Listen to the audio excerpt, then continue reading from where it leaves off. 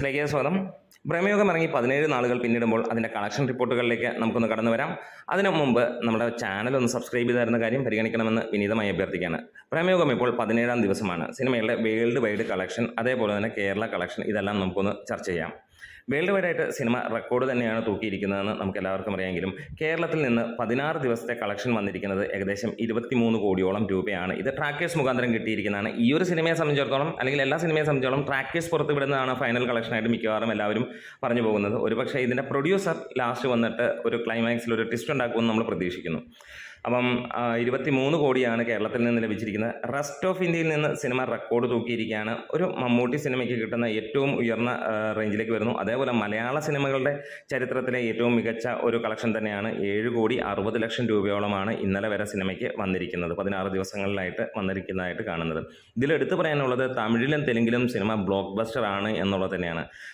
തമിഴ് വെർഷനും വമ്പൻ ഹിറ്റ് അടിക്കുന്നു, തെലുങ്ക് വെർഷനും നല്ല വമ്പൻ ഹിറ്റ് അടിക്കുന്നു എന്നുള്ളൊരു കാര്യം തന്നെയാണ് ഏറ്റവും ഹൈലൈറ്റ് ആയിട്ട് ഈ സിനിമയെക്കുറിച്ച് പറയാനുമുള്ളത്. ഇനി വേൾഡ് വൈഡായിട്ട് സിനിമ ഇതുവരെ നേടിയിരിക്കുന്ന 25,60,00,000 രൂപയാണ് എന്നുള്ളതാണ്. അതായത് സിനിമ ഇതുവരെ 56 കോടിയാണ് നേടിയിരിക്കുന്നത് എന്നുള്ളതാണ്. GCCയിൽ സിനിമ 200K, അതായത് 2 ലക്ഷത്തിന് മുകളിലുള്ള ആളുകൾ കണ്ടിരിക്കുന്നു എന്നുള്ളതാണ്. ഇതും ഒരു റെക്കോർഡായി മാറിക്കൊണ്ടിരിക്കുന്നു എന്ന് തന്നെ പറയാം. ഒരു ബ്ലാക്ക് ആൻഡ് വൈറ്റ് വിസ്മയം, ബ്ലാക്ക് ആൻഡ് വൈറ്റിൽ വന്ന ഒരു സിനിമ ഭയങ്കരമായിട്ടുള്ള കളക്ഷൻ നേടുന്നു. അത് നമുക്ക് എല്ലാവരും ആകാംക്ഷയോടെ തന്നെ പറയുന്ന കാര്യമാണ്. പക്ഷേ ഇങ്ങനെ ഒരു കോമ്പറ്റീഷൻ ഇല്ല ബ്ലാക്ക് ആൻഡ് വൈറ്റിന് എന്നുള്ളത് സത്യസന്ധമായിട്ടുള്ളൊരു കാര്യമാണ്. ഇത് വർഷങ്ങൾക്ക് ശേഷം, ഏകദേശം 10-35 വർഷങ്ങൾക്ക് ശേഷം, അല്ലെങ്കിൽ 40 വർഷത്തിനടുത്ത് ആയിട്ട്, അത്രയായിട്ടില്ല, 30 വർഷങ്ങൾക്ക് ശേഷം മലയാളത്തിൽ ഒരു ബ്ലാക്ക് ആൻഡ് വൈറ്റ് വരുന്നു. അതേപോലെ തന്നെ അന്യഭാഷകളിലൊന്നും ബ്ലാക്ക് ആൻഡ് വൈറ്റ് ഇല്ല എന്നുള്ളത് തന്നെയാണ് അറിവ്. പക്ഷേ ഇത് ഒരു ബ്ലാക്ക് ആൻഡ് വൈറ്റ് എന്നല്ല, നമ്മളെ ഞെട്ടിക്കുന്ന സിനിമയാക്കി എന്നുള്ളത് തന്നെയാണ് ഈ സിനിമയുടെ ഏറ്റവും വലിയ പ്രത്യേകതയും.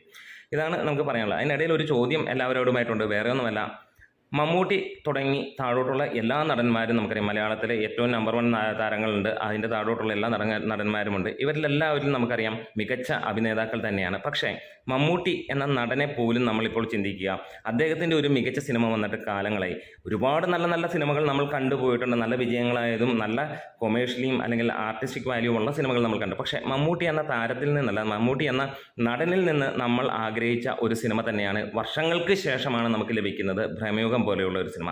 ഇതൊരു ബേസ് ആയിട്ട് നമ്മൾ കണ്ട് ഇതിന് മുകളിലേക്ക് അദ്ദേഹത്തിൽ നിന്ന് എക്സ്പെക്ട് ചെയ്യുന്ന സിനിമകൾ വരണമെന്നാണ് എൻ്റെ ഒരു ആഗ്രഹം.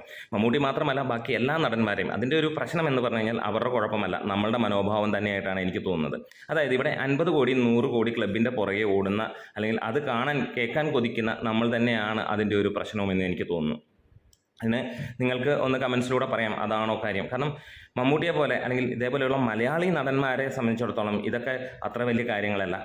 ഈ ഒരു സിനിമ പ്രമേഹം എടുക്കുമ്പോൾ നമ്മളെ അക്ഷരാർത്ഥത്തിൽ ഞെട്ടിക്കുകയാണ്. ഇതേപോലെയുള്ള സിനിമകളാണ് മലയാളത്തിലെ ഓരോ നടനിൽ നിന്നും നമ്മൾ പ്രതീക്ഷിക്കുന്നത്. പ്രത്യേകിച്ച് സീനിയർ താരങ്ങളിൽ നിന്ന് നമ്മൾ പ്രതീക്ഷിക്കുന്നത് അങ്ങനെയാണ്. ഇത് മമ്മൂട്ടിയുടെ ഏറ്റവും മികച്ച സിനിമയാണ് എന്നുള്ള വാക്കും അല്ലെങ്കിൽ അങ്ങനെയുള്ള വലിയ കാര്യങ്ങളൊന്നും തോന്നില്ല. അദ്ദേഹത്തിൻ്റെ പൊട്ടൻഷ്യലിൻ്റെ വളരെ ചെറിയ ഒരു അംശമാണ് ഇതിനകത്തിൽ യൂട്ടിലൈസ് ചെയ്തിരിക്കുന്നത്. ഇതേപോലെ ഇത്ര പൊട്ടൻഷ്യലുള്ള നടന്മാർ, പ്രത്യേകിച്ചും മമ്മൂട്ടി, മോഹൻലാൽ, അത്ര പൊട്ടൻഷ്യലുള്ള നടന്മാർ, അതായത് വേൾഡ് സിനിമയിലെടുത്താൽ അത്രയും പൊട്ടൻഷ്യലുള്ള ഇന്ന് ഈ ഒരു കാലഘട്ടത്തിൽ ഇല്ല എന്നുള്ളത് 100% ഉറപ്പാണ്. ഇവരെ യൂട്ടിലൈസ് ചെയ്യാൻ 1% യൂട്ടിലൈസ് ചെയ്യാൻ ഇവിടെ കഴിയുന്നില്ല. അതിൽ ഒരു പങ്ക്, മുഖ്യമായ പങ്ക് നമ്മൾ ആരാധകരുടെ തന്നെ അല്ലെങ്കിൽ പ്രേക്ഷകരുടെ തന്നെ പ്രശ്നം തന്നെയാണ്. വേറെ ഒന്നുമല്ല, ഇവരിൽ നിന്ന് എന്തെങ്കിലും കണ്ട് കൈയടിച്ച് 100 കോടി 200 കോടിക്ക് പിറകെ പോയി വലിയ ഗീർവാണങ്ങൾ വിടുന്നു എന്നുള്ളത് മാത്രമാണ്.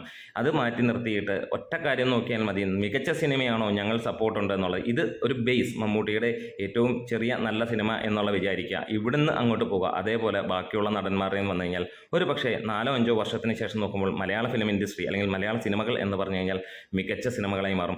90കൾ ഇതിന് സാക്ഷ്യം വഹിച്ച കാര്യങ്ങളാണ്. അന്നും മമ്മൂട്ടിയും മോഹൻലാൽ തന്നെയായിരുന്നു ഇതിൻ്റെ മുന്നിൽ നിന്ന് ചുക്കാൻ പിടിച്ചിരുന്നത് എന്ന് തന്നെ പറയാം. അമരത്ത് നിന്ന് തുടങ്ങിയതും ഇവർ രണ്ടുപേരുമായിരുന്നു എന്നുള്ളത് തന്നെയാണ്.